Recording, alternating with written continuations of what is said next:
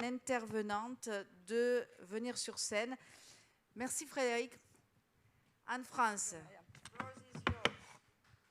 Bonjour tout le monde. Est-ce que vous pouvez m'entendre? Vous m'entendez bien? Je m'appelle Anne-France Kennedy, je suis franco-britannique, j'habite à Londres, donc si parfois mon français est un peu rouillé ou j'ai des expressions franglaises, je vous prie de m'excuser, surtout que je vais utiliser beaucoup de jargon, puisque le but de ma présentation, c'est surtout de vous éveiller à plant some seeds, mettre quelques graines dans votre tête, sur tout ce qui se passe entre la clean tech et la réduction d'impact carbone. Malgré toutes les controverses qu'on voit dans les journaux, dans les médias, il y a toute une génération de personnes, d'entrepreneurs et de praticiens qui vraiment essayent de réconcilier digital technology, blockchain, NFTs, Web 3.0 avec la réduction d'impact carbone, l'absorption d'impact carbone. Et c'est ce que je voudrais juste vous planter aujourd'hui dans votre tête pour que vous alliez chercher un peu plus loin. Voilà.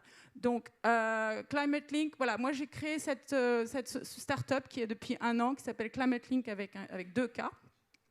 Et l'idée de Climate Link, c'est de fédérer tous les professionnels dans le monde, l'ambition, la vision, c'est d'être le premier réseau hybride, donc digital et humain, face-to-face, pour aider tous les professionnels, qu'ils soient déjà en train de travailler sur des projets de réduction d'impact carbone, ou qui doivent, ou qui vont peut-être un jour, pour les faire se connecter, interagir et surtout agir. Donc on collabore avec tous les réseaux qui existent déjà, c'est pour ça qu'on est partenaire de 5T, et je remercie la confiance de Myriam et toute l'équipe de 5T. Une des raisons d'être aussi, par exemple, de Climate Link, c'est de promouvoir tout ce que fait O5T dans le monde anglo-saxon et international, traduire tous ces webinars et essayer de spread the good word. Et pourquoi j'ai créé Climate Link avec 2 autres cofondateurs? C'est qu'après 15 ans dans la sustainabilité, sur les 1 milliard de personnes qui sont dans LinkedIn ou qui sont sur LinkedIn, il y en a moins de 5% qui, tous les jours, travaillent sur la réduction d'impact carbone. Et pour reprendre ce que disait Christian de Pertuis et un autre monsieur hier, le problème, c'est la réduction d'impact carbone. Il n'y a pas assez de projets. Il y a une grosse demande de gens qui veulent compenser leur pollution, enfin, je sais pas comment on dit, leur carbon footprint, mais il n'y a pas assez de projets réels actuellement certifiés pour cela. Donc c'est ça qu'on essaye de régler avec Climate Link, c'est de mettre en contact les gens qui ne se connaissent pas et qui ont besoin de se parler, les investisseurs, les formateurs, les experts, les certificateurs et les projets ensemble. Voilà. Donc juste rapidement, une première vidéo d'1 minute sur ce qu'est Climate Link, puis après on passera à la clean tech. Je ne sais pas si ça peut marcher, Diana. La vidéo.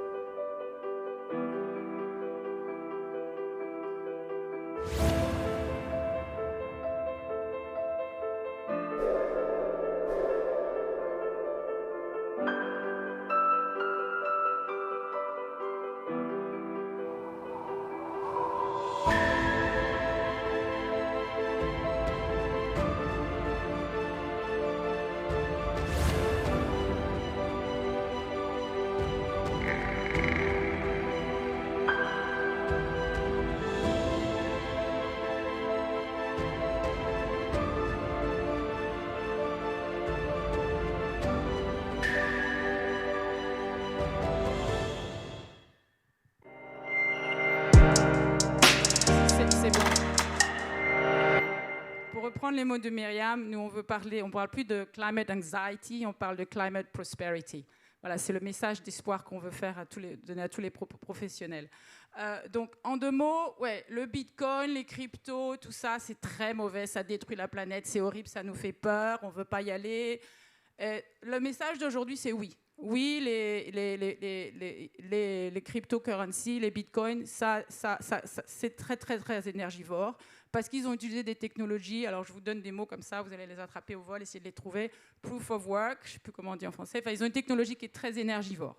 Mais le digital, les clean tech, ils vont pas s'en sortir, enfin les tech, ils vont pas s'en sortir s'ils continuent à polluer la planète. Donc il y a toute une génération, je dirais un groupe de gens, ils sont très niches pour l'instant, donc on parle vraiment de niche, qui eux se battent pour utiliser la technologie digitale, les nouvelles technologies, pour le bien de la planète. Et ils vont changer une technologie de proof of work à proof of stake. Voilà.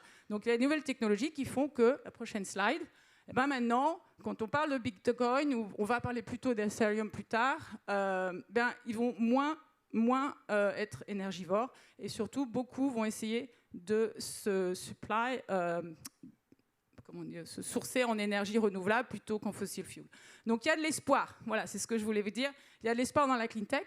Et là, l'exemple, c'est Stellar. Donc Stellar, c'est une fondation mondiale créée aux États-Unis en 2014. Donc c'est non-for-profit, et ils investissent beaucoup d'argent pour développer le Stellar Protocol. Et vous voyez le Stellar Protocol, donc c'est du blockchain, hein, c'est des NFTs, mais qui utilisent beaucoup moins de kilowatt-hour que les autres protocoles blockchain. Donc on a de l'espoir. L'autre slide, s'il vous plaît. Alors quel est le lien entre la clean tech et la réduction d'impact carbone? Eh bien le lien, c'est ce dont parlait Madame Lepage, ministre, c'est les carbon credit markets. Pourquoi? Parce que c'est un marché qui va faire des billions d'argent, parce qu'il y a énormément de sociétés ou d'organisations qui vont investir des milliards pour essayer de réduire leur impact carbone. Donc quand il y a de l'argent, eh bien, il y a des gens qui s'y mettent. Le problème du marché des carbon credits, et on peut en parler, on fait plein de conférences là-dessus dans Climate Link, c'est le manque de transparence. C'est le manque de vérification, et c'est un marché très compliqué que très peu de gens connaissent. Et surtout le manque de traçabilité.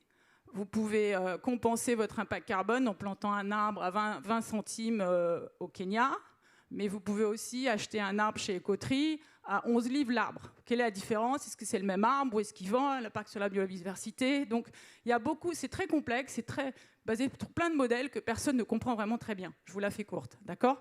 Donc quel est le lien entre le blockchain et les carbon credits? Prochaine slide. C'est que